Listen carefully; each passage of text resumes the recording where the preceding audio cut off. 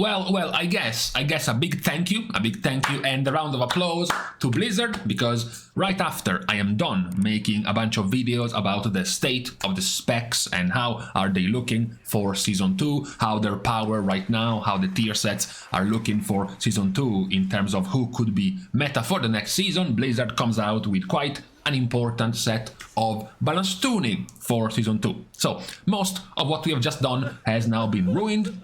Perhaps not nearly as drastic, but we do have some interesting changes to some of the specs, and then one particular change which will be affecting all of the specs. So if you don't remember, this happened all the way back in the first season at the start of Dragonflight, where Blizzard increased the health of all players and also increased the damage done by all enemies.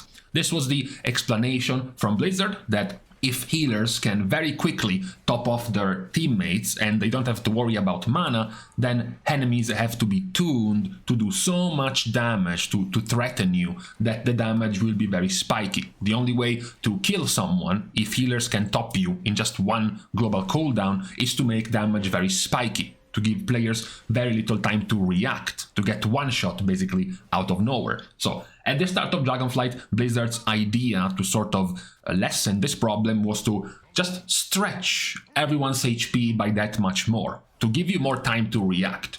Apparently, with scaling, with more item level, with more power, this has become a problem once more by the end of this season, so Blizzard has thought to reintroduce this extra fix they added at the start of Dragonflight. Player stamina is increased by a further 25% more, and enemies are now going to be doing an extra 25% more damage in Season 2. What Blizzard, though, is also doing, unlike the start of Dragonflight, is that self-healing and Absurd Shield spells for damage dealers and tanks have also been increased by 25%. So, not healers, just the healing spells and the defensive spells of hybrid specs, for example, as well as tanks are the one who get increased as well. The changes are for Death Knight, for example, Blood Draw healing is increased by 25%, as well as Blood Plague and Relish in Blood for Blood Death Knight, together with Leech from Voracious goes from 10 to 12%. So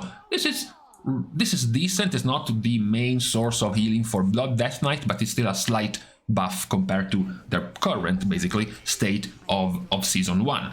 Aside from this healing adjustment of the tank of Death Knight, there are also two changes to the tier sets of DK, one for Frost and one for Unholy. The Frost tier set, it gets a nerf on the 2-piece set bonus. Now the bonus Frostworm's Fury you get from the 2-piece does less damage, 30% of normal damage instead of 40% of normal damage. So it's going to be a less powerful AoE proc now, and then the 4-piece set bonus is going to give you bonuses from your critical strike damage, 20. So it's a nerf for Frost Death Knight, but not a major one. For Unholy, on the other hand, it's just a nerf. It's just a flat 50% nerf to the 4-piece set bonus, because now the stacks of the buff for your set bonus when you use and you consume Sudden Doom is now only 1 stack gained instead of 2 stacks gained. This isn't the main way for you to gain stacks consuming Sudden Doom, so it's not going to be super impactful, but now you're going to be gaining less stacks. What is interesting is that Blizzard talks about, compensating the healing done and the Absorb Shield done by tanks and healers, but when it comes to Demon Hunter, Havoc actually gains very little. As a matter of fact, it's actually a nerf, because the only change to Havoc is that Fodder to the Flame, which is a talent Havoc plays with, now heals for 20% of your maximum HP instead of 25%. So basically, Havoc actually gets nerfed with this change. Now they have 25% more health, but they don't have nearly as easy of a way to heal it back, to self-heal it back. Meanwhile, Vengeance actually gets some significant buffs. These are not just compensation buffs. These are not just the damage done of the enemy is increased by 25%, your stamina is increased by 25%, so we give you some extra healing to compensate for it. These are actually, buffs to the spec. Fell Devastation, quite an important spell for your defensiveness, is 25% more healing effective, you heal for 10% of all the damage you deal to the targets with frailty instead of 8%.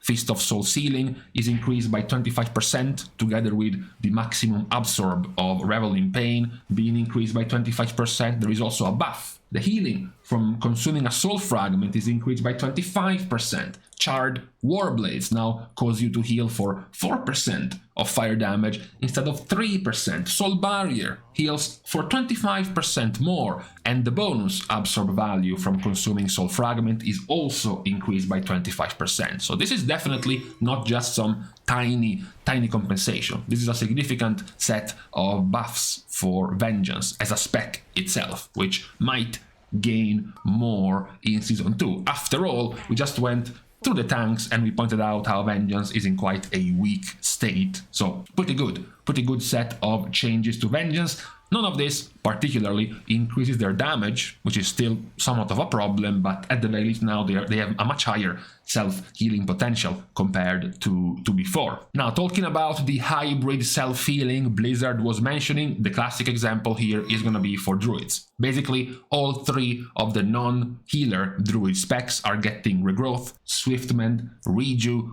Wild Growth, and Protector of the Pack proc healing all increased by 50% and 25%. Regrowth and Swiftmend by 50%, and Rejuvenation, Wild Growth, and Protector of the Pack by 25%. This is going to be the same, basically, for all three specs. The only extra changes are, number one, for Feral. This is, again, also not a compensation, just a straight-up buff, this set of tuning. Blizzard mentions their damage seems to be not as high as they want it to be, so they get a whole bunch of buffs overall. They get more damage to all of their generator spells by 2%. Lunar Inspiration damage is increased by 5%. Their tier set, their 2-piece set bonus, also gets buffed. Similar somewhat to Guardian Druid, who also gets more positive changes than just their hybrid healing spells buff. They get Lunar Beam healing increased by 25%, Brambles reflects 25% additional damage, Ellune's Favored cause you to heal for more of the arcane damage you deal than before, from 30 to 40%, and Ursoc's Fury once again gives you more of an absorb shield than before of your damage done, from 50 to 60%. So Guardian Druid also as a tank gets some more extra defensiveness in terms of more healing and in terms of more absorb shielding compared to before. Similar story to Feral is to Evoker, because Evoker, yes, they still get some buff to self-healing. They get Living Flame healing, Emerald Blossom healing, Verdant Embrace healing, Panacea healing, all increased by 25%, but Evoker also gets some changes to their damage. Feed the Flames now trigger after casting 9 pyres instead of 12. Snapfire damage bonus to your Firestorm is increased by 100% instead of 40%, and these are all extra buffs. You do have a couple of nerfs, however. You have Shattering Star cooldown up to 20 seconds instead of 15, and Scintillation's Eternity Surge power is reduced to 50% instead of 60%. This seems to be an extra buff to AoE and not nearly as much of an increase to your single target, which is interesting because the weakest, by far, the weakest part of the kit of Devastation Evoker right now is the single target. The ones overall who receive the least amount of tuning in this set of changes is Hunter, because perhaps Hunter has the least amount of self-healing available to them. So you have, in fact, a nerf. Rejuvenating Wind now heals you for 8 to 16% of your maximum HP, instead of 10 to 20, so flat nerf. The most recent changes to Marksmanship Hunter have nerfed their new talent in the Rhythm, granting you 12% haste now instead of 15%, and the other changed talent, Windrunner's Guidance, now grants you 6 seconds of True Shot instead of 10 seconds of True Shot. So basically, Marksmanship is getting no extra bonus to their Survival, and they get nerfed as well. Survival, on the other hand, gets nerfed quite significantly because their tier set bonus is nerfed. The kill command damage bonus of the 2-piece goes from 50 to 40%, and the extra wildfire damage bonus to their primary target of the 4-piece set bonus goes from 100% more damage to 75% more damage.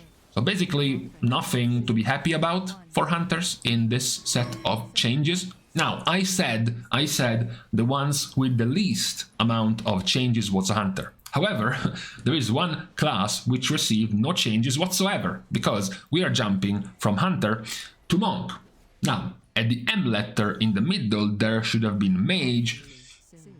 There is no Mage in this set of tuning, perhaps because Mage doesn't really have any type of, self-healing type of talents or passives or whatnot, so Blizzard is completely ignoring them in this set of tuning. We are jumping straight into Monk.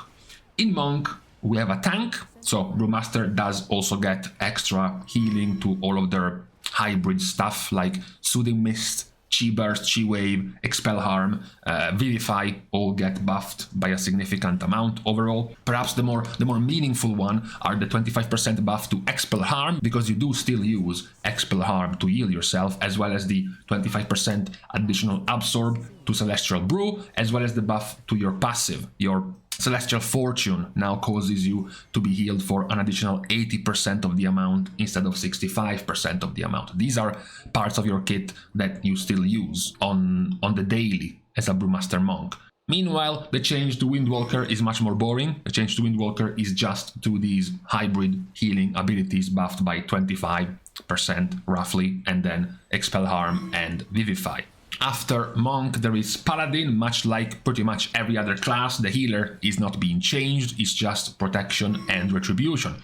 Protection gets more healing to a whole bunch of their spells and talents. Moment of Glory gives you more of an Absorb shield. You have Bulwark of Order. This is perhaps the more important one, giving you more Absorb shield with your damage done of Avenger's Shield. Light of the Titans healing is increased by 25% together with Word of Glory, and then Flash of Light increased by 50% of the healing. In here, the more important ones are, of course, Bulwark of Order and Word of Glory. Those are your two main sources of healing when you're playing Paladin. When it comes to Ret, we start on the same level because Word of Glory and Flash of Light are also getting buffed, but Ret actually gets nerfed, because Light's celerity now increases Flash of Light healing by 20% instead of 50%. Guided Prayer is going to cast Word of Glory at 60% effectiveness instead of 100% effectiveness, and Justicar's Vengeance is going to heal you for 5% of your max HP instead of 6% of your max HP. So Ret overall is not actually getting buffed that much in this type of compensation changes to your healing, as opposed to Prot Paladin, which is just overall buffed. Talking about Priest, of course, Discipline and Holy get ignored for just the changes to Shadow and the changes to their hybrid spells. Power Shield, Renew, Prayer of Mending, and Flesh Heal are the abilities getting buffed for the self-healing of Shadow Priest. Rogue gets effectively nothing, just a slight nerf to the healing of Soothing Darkness. We do have more changes to Shaman, to Elemental, and to Enhancement. This is, however, much more important because, yes, once again, hybrid spells, hybrid healing abilities are getting buffed. Healing Surge, Earth Shield, Chain Heal, Healing Stream Totem are buffed for both specs, but the actual power changes are to the tier set of Elemental, which gets nerfed. We mentioned how powerful the tier set was, so Blizzard thinks it was too powerful, so now you're getting Stormkeeper every 50 seconds for free instead of every 40 seconds for free, and the benefits of consuming this free Stormkeeper as well as your normal Stormkeepers is that now you generate with your single target generator abilities 75% more Maelstrom instead of 100% more Maelstrom, and the damage done of your AoE abilities remains the same. So it's just on the single target side of the tier set that you get nerfed, as well as the 10 extra seconds of cooldown duration of your Stormkeeper. Enhancement, as mentioned, still gets the same healing abilities buffed, plus a change, which is also a nerf, to their tier set, in this case the 4-piece set bonus. The extra damage dealt of your physical and fire spells after using Sundering goes from plus 30 to plus 20%, and the bonus damage of your next Chain Lightnings goes from 3 extra Chain Lightning buffed to 2 Chain Lightning buffed. The last of the classes, because Warlock basically gets nothing, is Warrior. So basic changes to Warrior for all of the specs. You have Ignore Pain for all 3 specs, of course. it matters much more for prot. Ignore Pain absorbs 25% more damage. There is a slight nerf, however, to Pain and Gain. Pain and Gain now heals you for 3.5% of maximum health instead of 4.5% maximum health. However, it's very minor. The main changes are for arms, where Storm Wall now heals you for 8% of maximum HP instead of 10, and then Invigorating Fury, for Fury of course, heals you for 8% of your maximum health instead of 10%. These are still very, very minor changes compared to the buff of the tier set of Protection. We mentioned Protection Warrior was going to be possibly still good in the next season, but definitely not because of the power of their tier set, which was quite low. So the buffs in here are that the 2-piece set bonus gets doubled. Now the cooldown reduction of your last stand is now 2 seconds per shield slam instead of 1 second per shield slam. This should net you to be at least a 30 plus seconds cooldown reduction to your last stand with this 2-piece set bonus. And then the 4-piece set bonus is massively increased, because now the duration of the buff you gain after last stand has ended is now 20 seconds instead of 10, so double duration of the buff. And more importantly, the AoE damage of Earthen Smash, which is what is generated by using Shield Slam, is now increased by 300% in damage. This is quite significant because before it was 45% attack power damage AoE ability. This was basically roughly half the damage of a Shield Slam.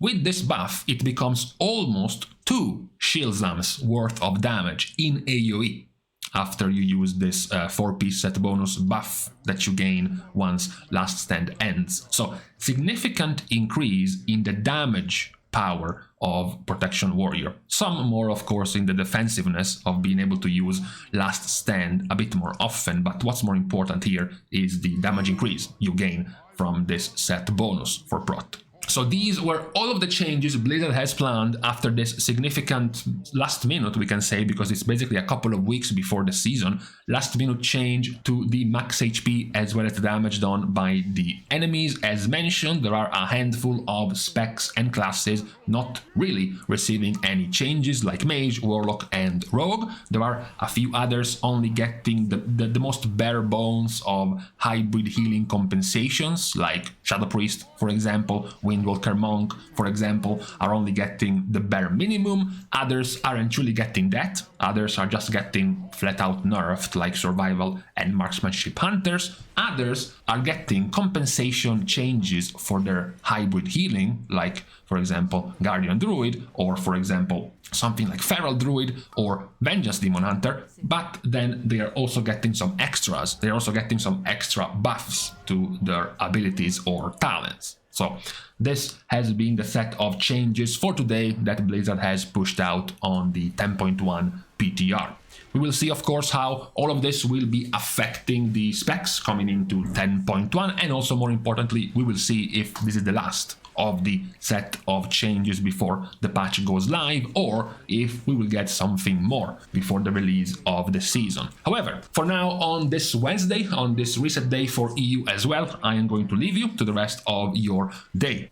Thanks, of course, as usual, for the Patreon supporters, for the contribution and the help to the growth of the channel. You can still, of course, support in other ways that don't include having to spend money. You can like and comment down below, as well as subscribe to the channel itself, because that's what YouTube requires. You can also, of course, support by following me over on my Twitter, as well as, of course, following me over on my stream on Twitch. So, with these two things out of the way, thank you guys again for watching. See you guys soon, and in the meantime, it's starting to get a little bit funny, honestly. I was kind of annoyed at mages always being relevant, but now that they haven't been touched in about 2 months, I almost feel pity.